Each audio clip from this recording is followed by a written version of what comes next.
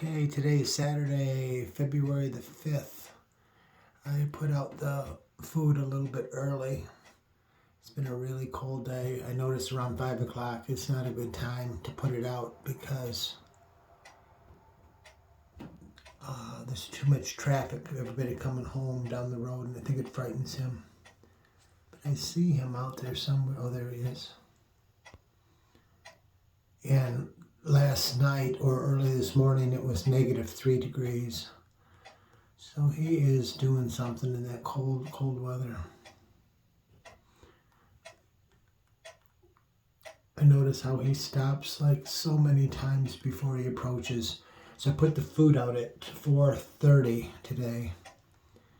And let's see what time it is now. It's about it's about 15 minutes, so it's past.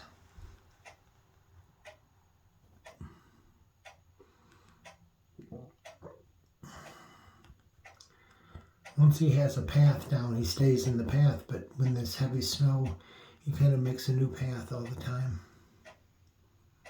But if he does have a path, he'll stay in that path. I like how he picks his front right leg up and kind of like a pointer almost.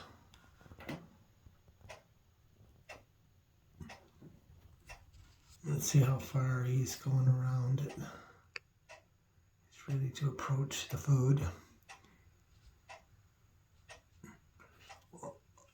I just feel so bad for this dog being so cold, living outside for so many years.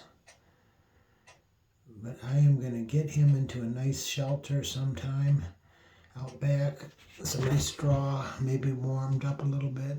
But wow, he's going a really different way today. Trying to approach this pan of food. But at least he came within like 15 minutes, so I'm pretty sure that food's still a little warm. I kind of pile it up so it'll stay warm for him. And there's a little insulation underneath that pan. There he goes. Oh, check the house out. He wants to always make sure that nobody's going to come out that side door. When he thinks somebody's coming out that side door, he just will keeps his eye on it. He'll take off running. One time I was bringing out the food and he flew out of there. He was already like anticipating the food. So he went to check out the pan. So from then on, I've always banged the pots and pans so that he can hear it, and then he'll come. So sometimes it's a half hour later, but if somebody comes down the road or they walk or they make a noise, he might take another 20 minutes before he comes back. He'll turn around and go. So he is so cautious. Kind of like, I think that's why he survived so long.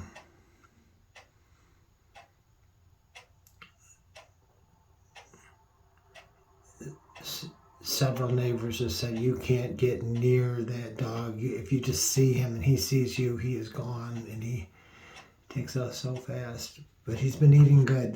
This winter he's been eating good. I think his coat looks a lot better. I'm all out of turkey scraps and gravy, and not gravy, but turkey drippings that I put into his hard dog food. So we gave him high protein dog food, and so I think I'm going to have to find him some more little nice scraps of meat to put inside there.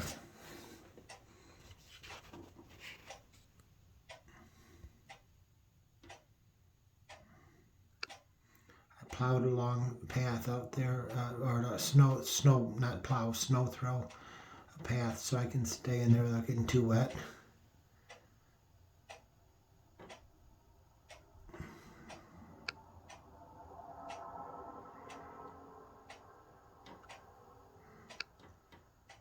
Can't wait for some warmer weather that I can sit out on the porch.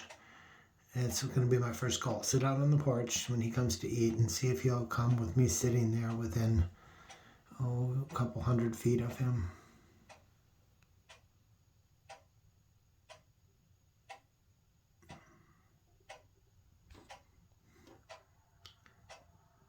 I kind of think now that it won't work because he sees a person, he's gone.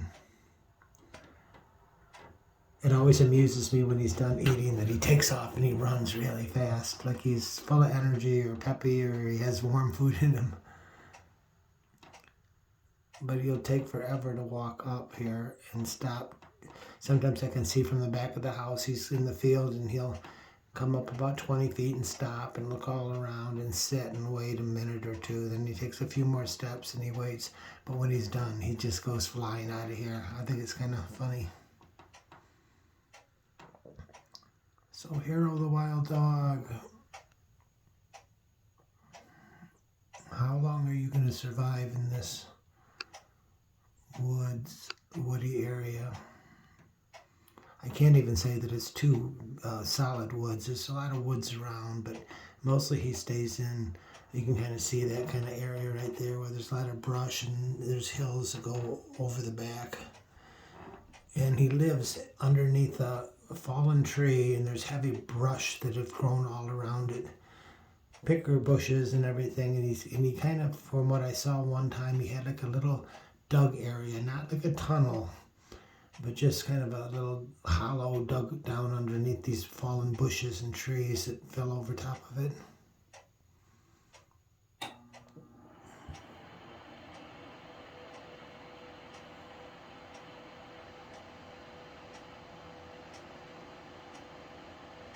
And he's kind of finishing up when he looks around to see what he dropped and see if he, there he goes, running full blast.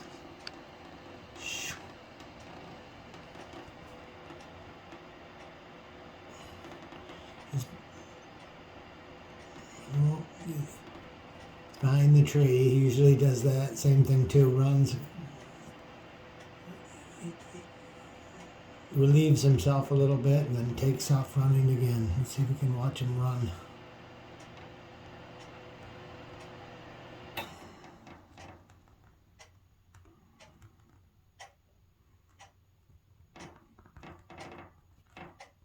And the end.